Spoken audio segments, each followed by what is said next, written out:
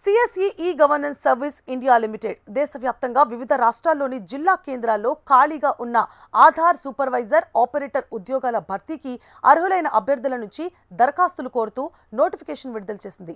ఈ నోటిఫికేషన్ కింద మొత్తం 282 ఆధార్ సూపర్వైజర్ ఆపరేటర్ ఉద్యోగాలను భర్తీ చేయనుంది ప్రభుత్వం.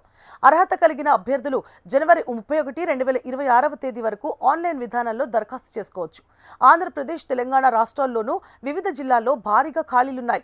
ఆధార్ సూపర్వైజర్ లేదా ఆపరేటర్ పోస్టులకు దరఖాస్తు చేసుకునే అభ్యర్థులు పోస్టులను అనుసరించి 10వ తరగతితో పాటు 3 ఏళ్ల పాలిటెక్నిక్ డిప్లొమా లేదా ఇంటర్ లేదా 10వ తరగతితో పాటు 2 ఏళ్ల ఐఐటీలో ఉత్తీర్ణత పొంది ఉండాలి. అలాగే పని అనుభవం కూడా ఉండాలి. అలాగే అభ్యర్థులకు ఆధార్ ఆపరేటర్ లేదా సూపర్వైజర్ సర్టిఫికేట్ కూడా తప్పనిసరిగా ఉండాలి. కంప్యూటర్ బేసిక్ నాలెడ్జ్ ఖచ్చితంగా ఉండాలి. ఇంకా అభ్యర్థుల వయోపరిమితి 18 సంవత్సరాలు అంతకు పైన ఉండాలి.